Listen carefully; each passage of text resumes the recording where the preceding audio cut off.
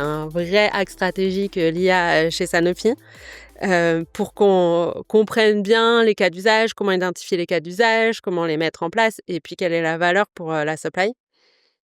Avant d'en parler, un peu de sémantique parce qu'on parle beaucoup d'IA, de data science et cetera.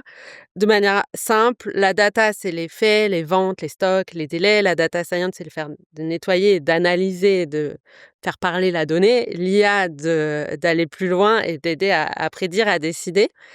Commençons par la data. Je lisais hier une interview donc de votre directrice globale Head Supply Chain chez Sanofi, Vanessa Clemando, qui disait: «J'insiste sur le fait que la qualité des données ainsi qu'une gouvernance optimale sont fondamentales pour faire de l'IA».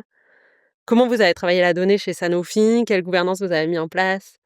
Alors, bon, je pense que c'est, obvious, hein. Ouais. Clairement, il faut avoir des données propres. Il faut trouver, l'équilibre.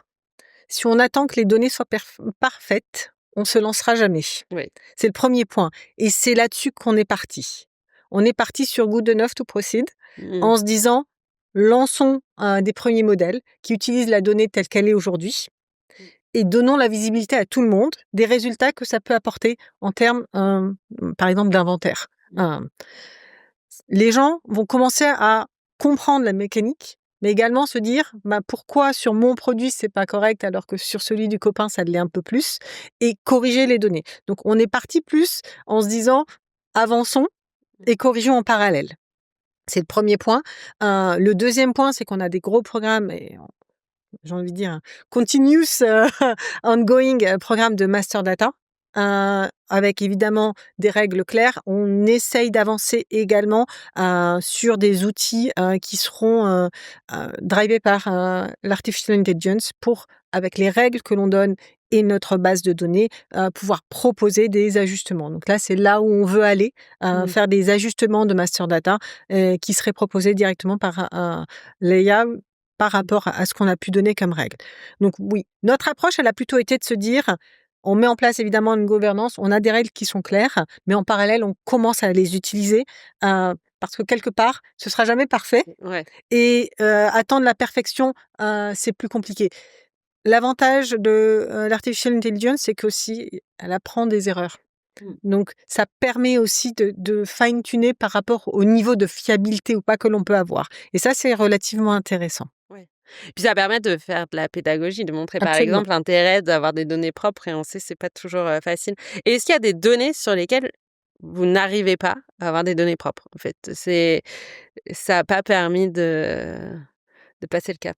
Je pense pas qu'il y ait quelque chose sur lequel on n'y arrive pas. Je Mmh. pense que c'est une question de priorité. Quelles Ouais. sont les, données prioritaires? Aujourd'hui, on travaille énormément, notamment sur des sujets d'inventaire. Quelles sont les données prioritaires par rapport à la gestion de l'inventaire qui vont nous permettre d'avoir des projections qui sont correctes? Après, on a entre guillemets, j'ai envie de dire, «la chance», pharma, d'être très réglementé donc une grosse partie des données qui sont très compliance driven et du coup sur lequel on a des contrôles qui sont relativement forts, par ce côté-là, ce qui nous permet d'avoir une base, notamment au niveau des nomenclatures par exemple. C'est pas quelque chose sur lequel je vais me poser la question. Elles Mmh. sont 100% correctes et je le sais. Ouais. Donc voilà, ça fait partie des «acquis» entre guillemets, donc là on va plus se focaliser sur les lead time. La partie sur laquelle on travaille, parce que je veux dire c'est jamais correct, c'est l'évolution de ces données. Un lead time fournisseur par exemple, heu, on a le contrat, on a l'agreement et on a la vraie vie Oui, ouais. et en fait, c'est là-dessus où on travaille, c'est de se dire comment on ajuste en fonction, du démontré.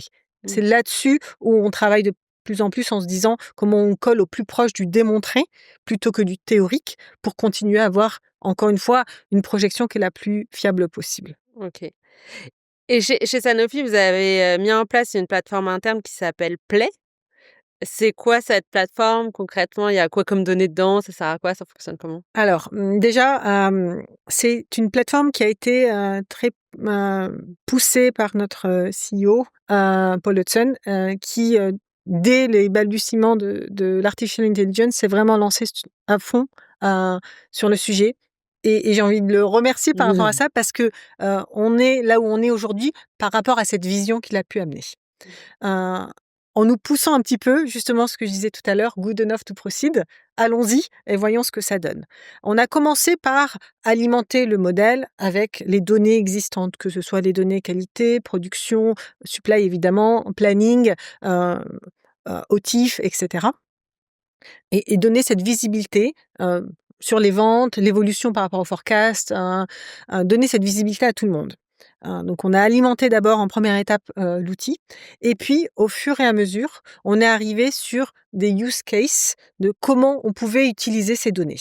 Donc la visibilité a aussi fait partie de ce côté pédagogique, de se dire les données sont pas correctes. Pourquoi l'OTIF n'est pas celui que je mesure? Parce que quelque part il y a une donnée qui était peut-être pas la bonne quelque part.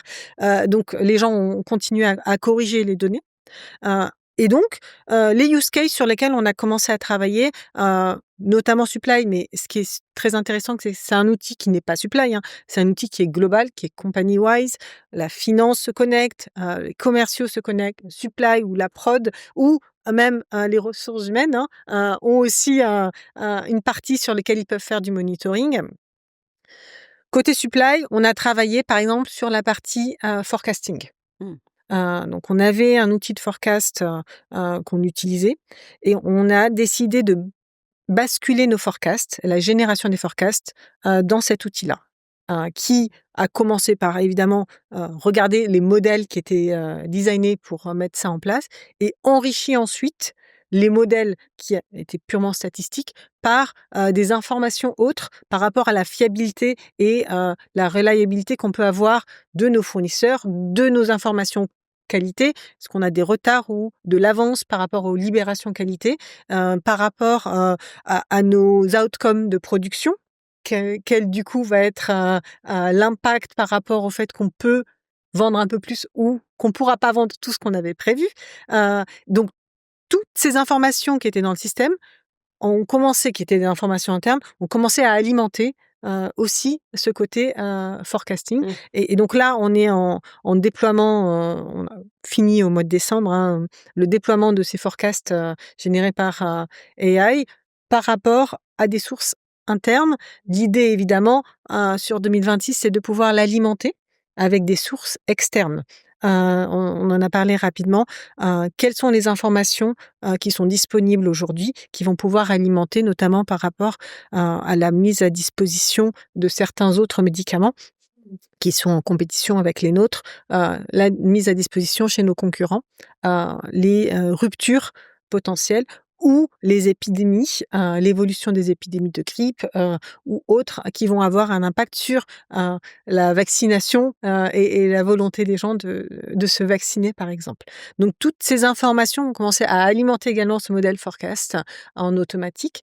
On garde la main, entre guillemets, avec une revue, évidemment, de ces forecasts, avec un processus IBP classique de validation de ces demandes et d'engagement avec les équipes commerciales pour être sûr que c'est cohérent, avec la possibilité toujours d'ajuster aux besoins, parce que c'est l'humain qui est enrichi par l'IA et c'est complémentaire.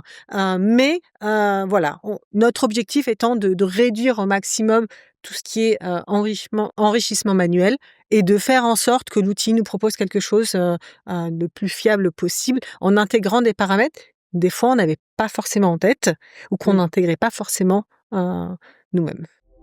Avec ce podcast, j'ai envie de rassembler une véritable communauté de professionnels qui apprennent les uns des autres. Alors dites-moi, qui aimeriez-vous entendre ici? Qui pourrait partager une perspective enrichissante? Écrivez-moi sur LinkedIn pour en parler. Si vous l'avez apprécié, pensez à le partager autour de vous, à noter 5 étoiles sur votre plateforme de podcast et à vous abonner. D'ici là, prenez soin de votre supply chain et à très vite.